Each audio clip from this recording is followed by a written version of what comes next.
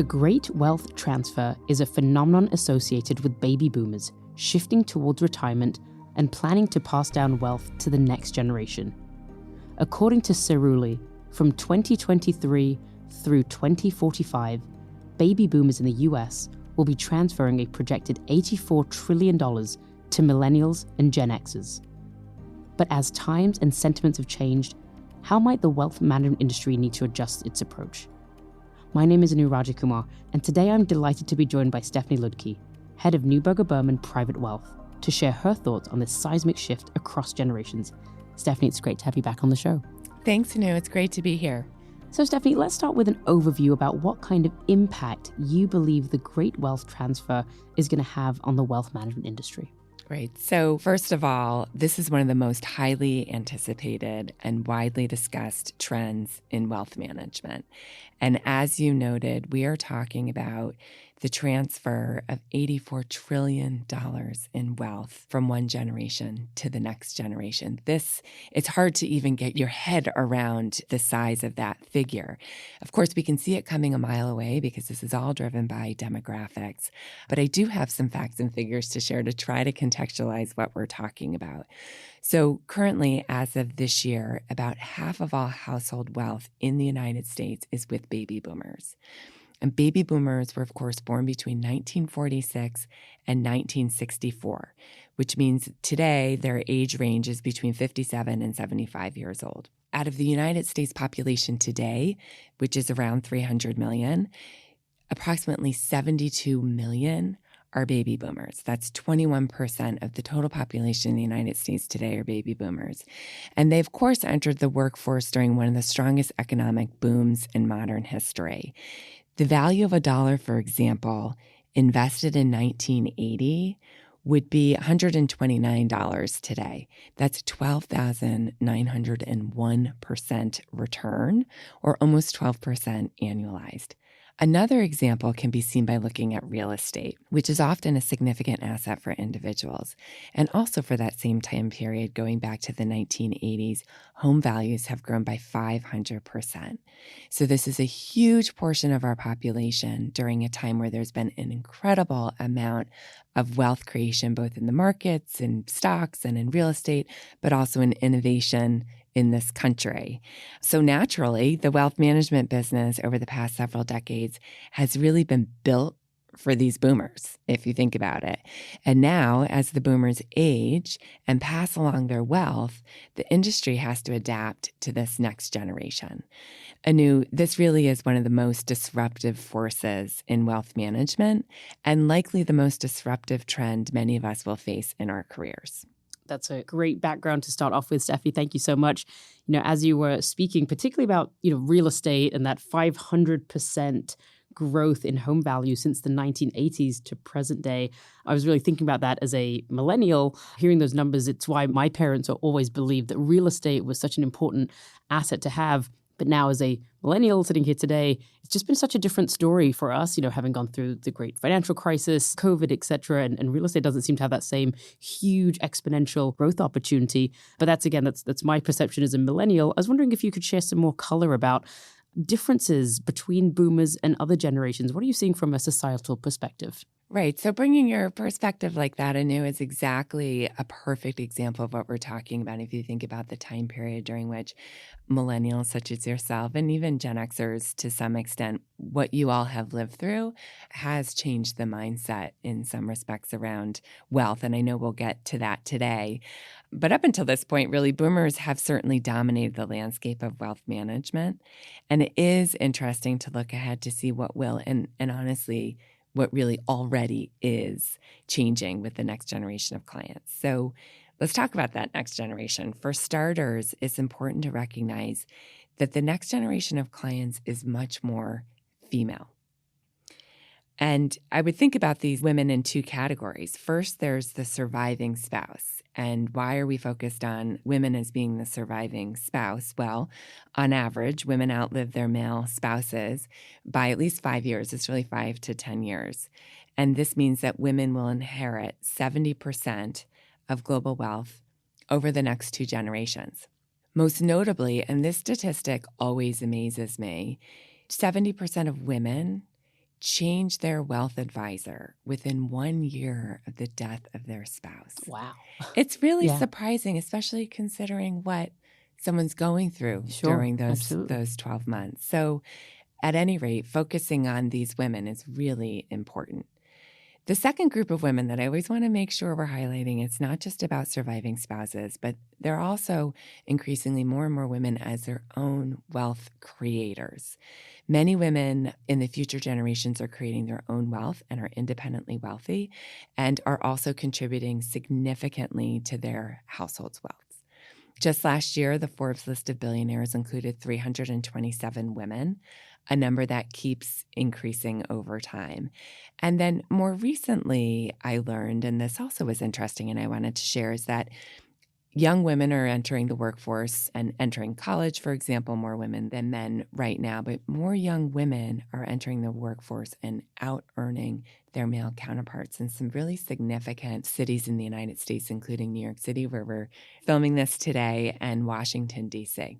So in some respects, the future is much more female for wealth management than it has been historically. Sure. Well, that's music to my ears. I have a very strong-willed young daughter, and she would agree with that with that sentiment as well.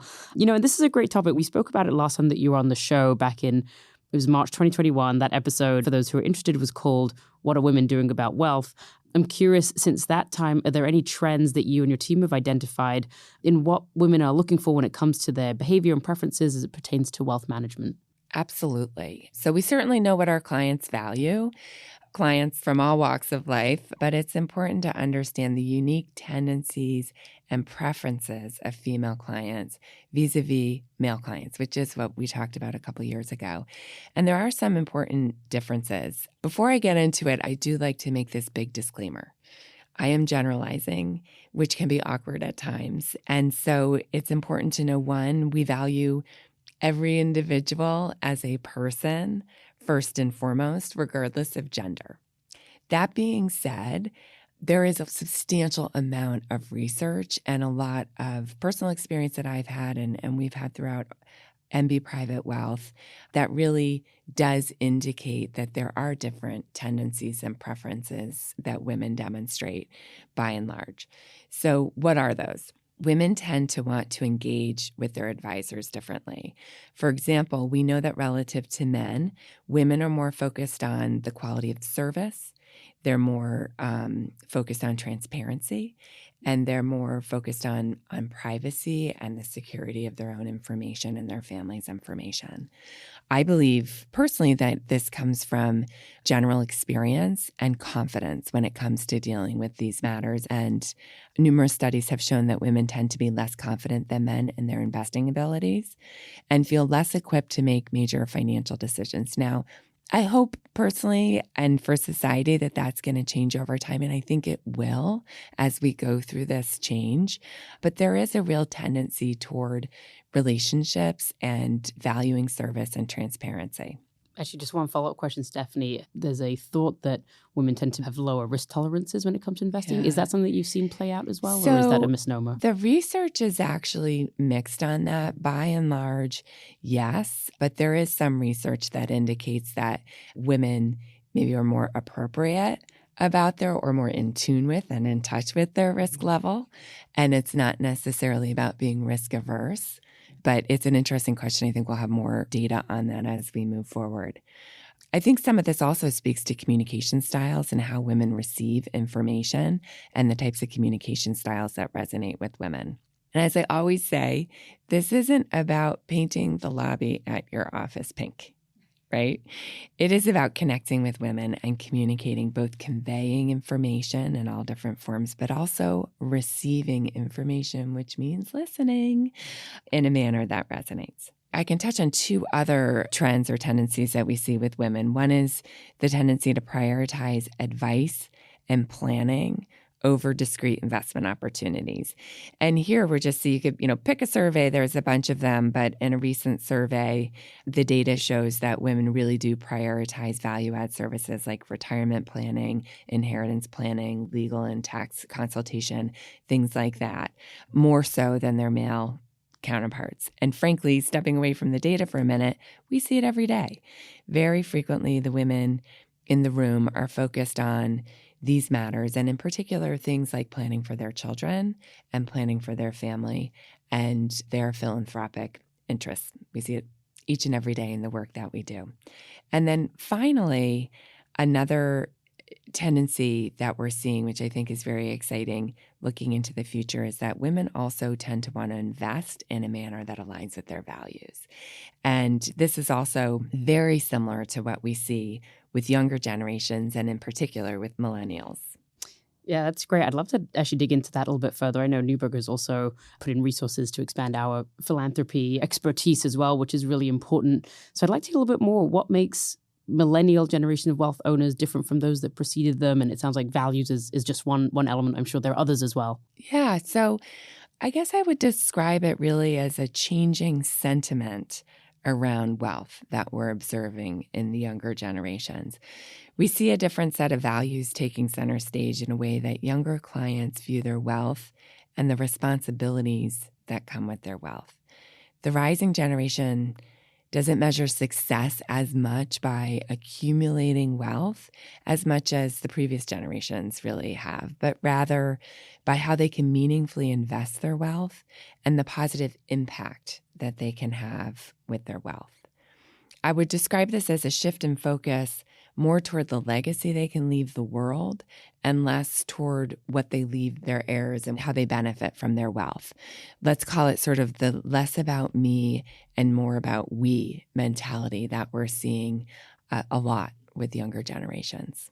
That's a good slogan to put on a t-shirt or a mug, less about me and more about we. Now, Stephanie, we've highlighted a lot of differences here between generations and female investors. Let's talk a little about where these groups overlap and how that plays out when you're thinking about wealth management.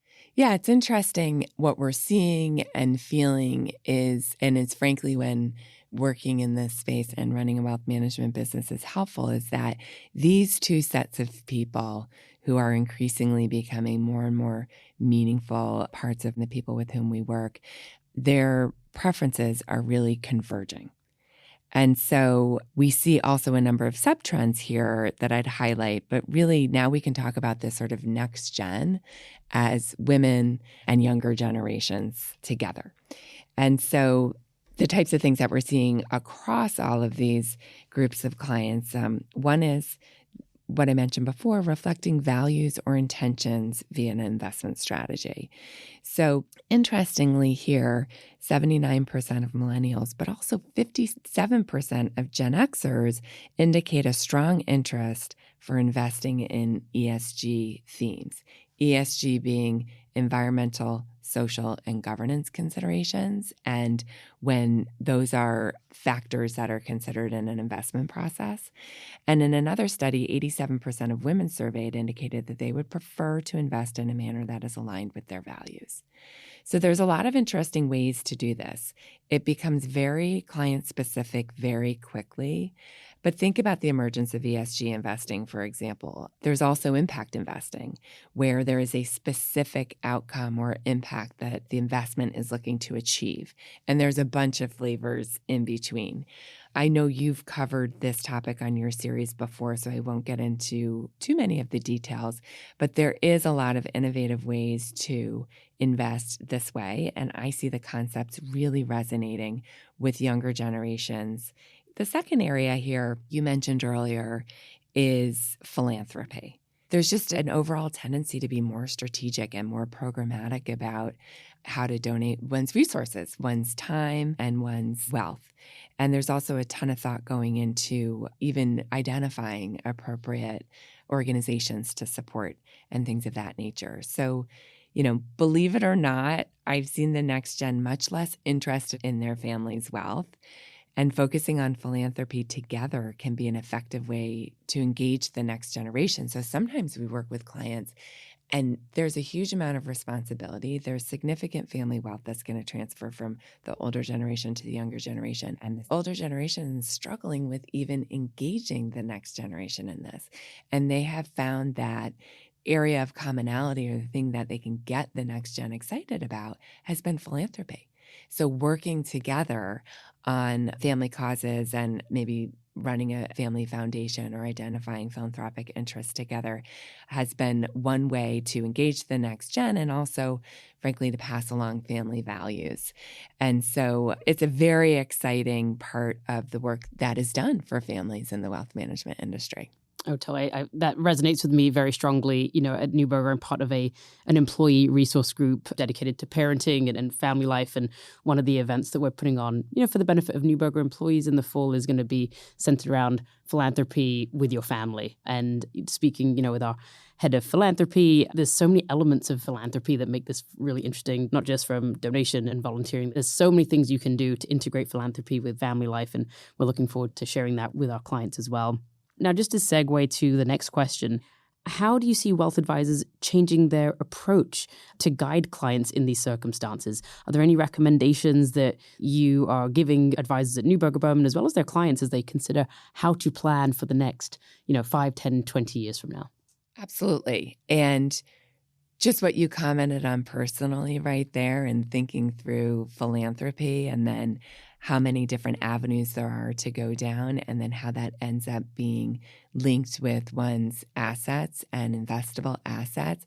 That's the crux of where the wealth management industry is today. So to the advisors, or really from a business perspective, it's critical to be adding expertise in the areas we've talked about today. So adding expertise in planning to complement expertise in investing. And by planning here, it's traditional expertise such as wealth strategy or financial planning, as well as trust and estate planning. It also means expertise in philanthropic advisory and family governance, like we were just talking about. So that's one critical part of being well positioned to serve the next generation well. I would also say that ensuring teams working with clients are empathetic to needs and preferences of future clients. This is a part of ensuring that teams have diverse skills, diverse perspectives, and diverse communication styles. We often talk about diversity and how important diversity is and how important diversity is to business. This is a perfect example. Teams need to be diverse, and our client base is diverse, and diversity comes in lots of shapes and forms, and certainly expertise in a variety of areas. I would also say that having the necessary tools to engage clients digitally, we haven't talked a lot about that. It's sort of a given now how the next generation wants to engage with any provider. We need an app. And you need to be able to do it on your device 24/7.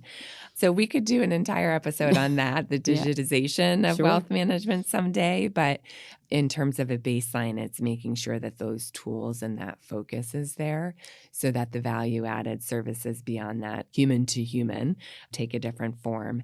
And then finally, I recommend to everyone leading into and embracing the investment strategies that consider environmental, social, and governance factors, as well as other ways to reflect personal values and desired impacts through investment strategies and deploying personal wealth.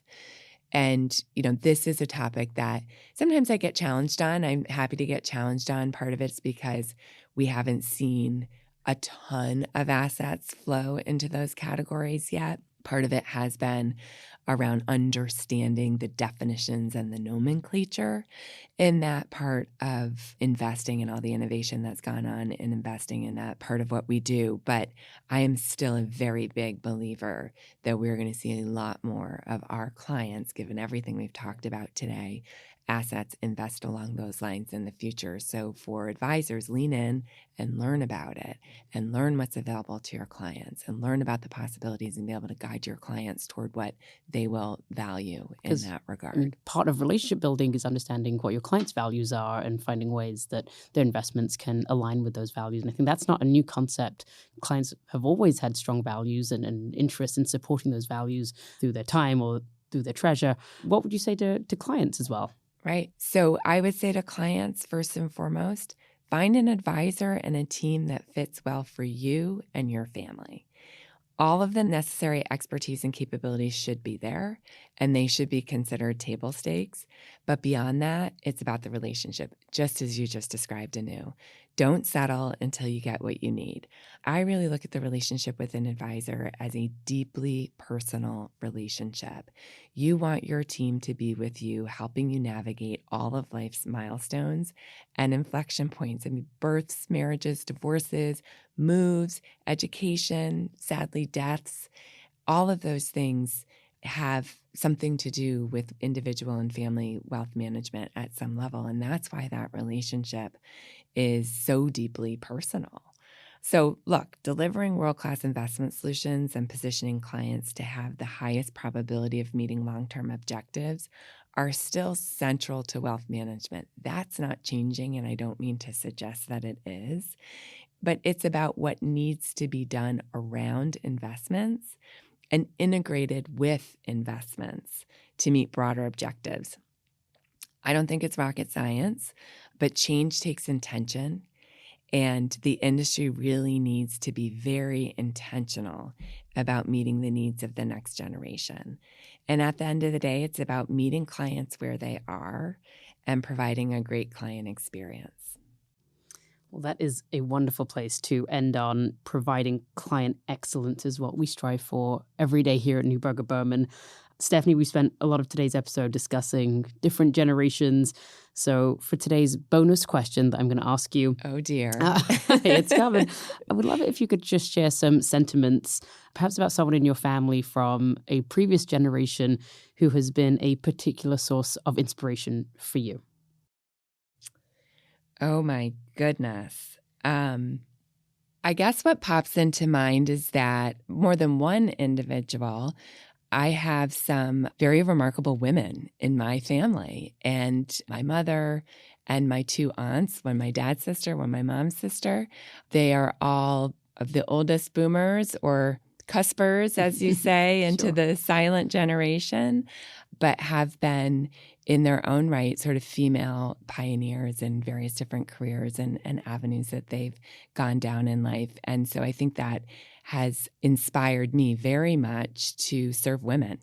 And so I'm particularly excited about being in this industry in this moment where it is becoming more female. And I feel like I have a lot of female role models in my family. So I think about the women we are here to work with and serve throughout their lifetimes. And so that's what comes to mind and brings me inspiration. It sounds like you come from a line of trailblazers. So thank you for sharing. I think I secretly do.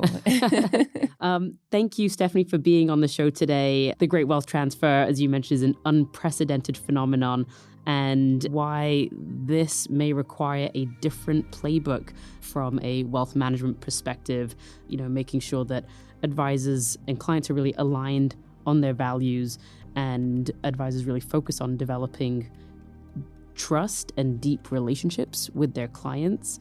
And two things that you mentioned that I wanted to just end on is, that intentionality and empathy from advisors to their clients to really help forge that absolutely critical bond. Hopefully folks from varying generations will have something to take away from this conversation. I know I certainly have. Many thanks again for joining us on the show. We look forward to having you on again soon. Thank you, Anu. It's always a pleasure to be here. And to our listeners, if you've liked what you've heard today on Disruptive Forces, you can subscribe to the show via Apple Podcasts, Google Podcast, or Spotify, or you can visit our website, www.nb.com/disruptiveforces, for previous episodes, as well as more information about our firm and offerings. This podcast contains general market commentary, general investment education, and general information about Neuberger Berman. It is for informational purposes only, and nothing herein constitutes investment, legal, accounting, or tax advice, or a recommendation to buy, sell, or hold a security. This communication is not directed at any investor or category of investors, and should not be regarded as investment advice or a suggestion to engage in or refrain from any investment-related course of action. All information is current as of the date of recording, and is subject to change without notice. Any views or opinions expressed may not reflect those of the firm as a whole. This material may include estimates, outlooks, projections, and other forward-looking statements. Due to a variety of factors, actual events or market behavior may differ significantly from any views expressed. Please refer to the disclosures contained in the episode notes and episode details, which are an important part of this communication. Investing entails risks, including the possible loss of principal. Past performance is no guarantee of future results.